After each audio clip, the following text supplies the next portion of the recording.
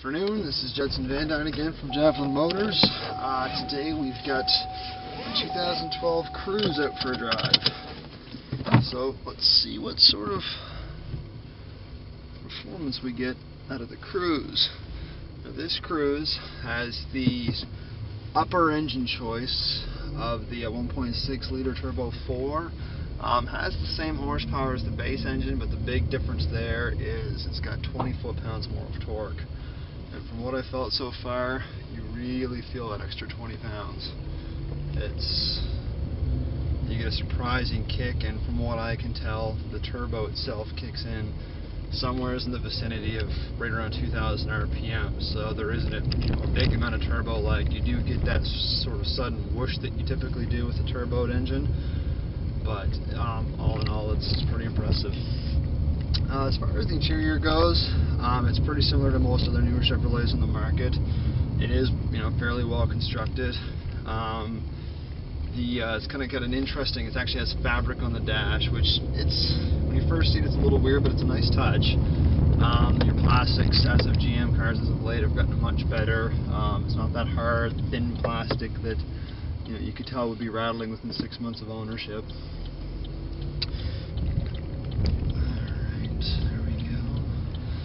The gauges are well laid out. They get the nice blue trim ring, so that looks sharp. Little complaints about the interior. I just drove a Sonic last week. It's got a little bit more interesting quirks. The gauges are much more interesting in the Sonic. And as far as your auxiliary input on the Sonic is on the stereo, here it is in the glove box, which is becoming more, not your glove box, but your center console. And that's becoming more and more of a common thing, which I don't mind it there. At night it gets everything out of the way as far as having your MP3 player.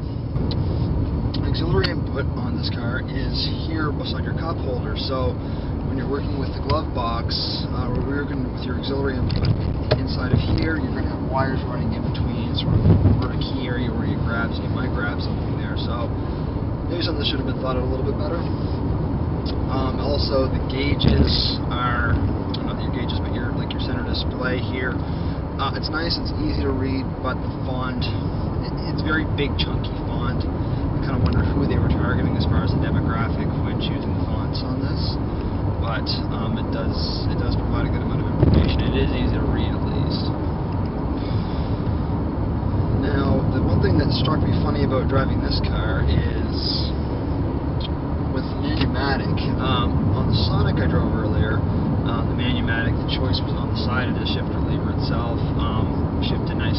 I was surprised with the crispness, but this is actually even better.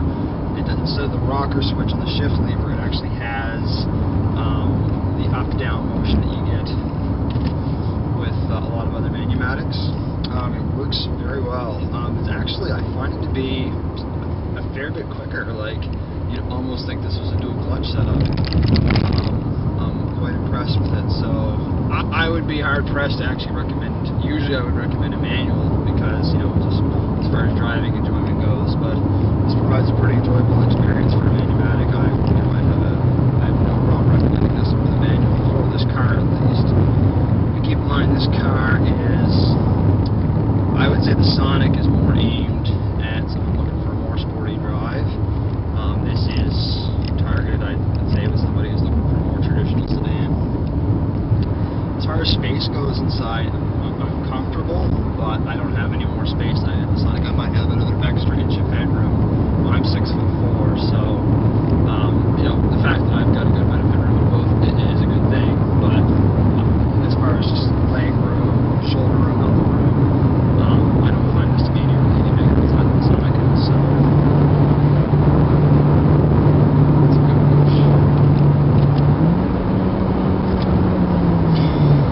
The inside of the Cruze is much like other GMs. It's well laid out without being overly busy, which is nice. I find some of the newer Ford products are trying to be different for the sake of being different. So this is very well laid out. Gauges are easy to read. Nice detail, if just overly normal at least.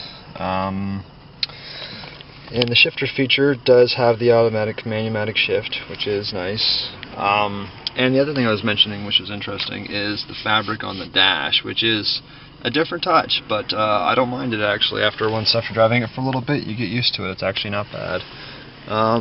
It's roomy inside, but I wouldn't say it's much bigger than its subcompact brother, the Sonic. So size-wise, you're not going to notice a real big difference. So this is the 2012 Chevrolet Cruze. Have a look at it from the outside. As you can see, this is in classic GM white, or Arctic white, I believe they call it. This is the LT trim with the base hubcaps, but it does at least have the turboed up engine. The Turbo 4 is, from what I've found so far, very willing, very practical engine, but does deliver great performance and is enjoyable to drive. The Cruze is not the most exciting car on the outside, considering what it's up against with the new Hyundai Elantra and Ford Focus, but all in all, it's not a bad looking car. It's well due.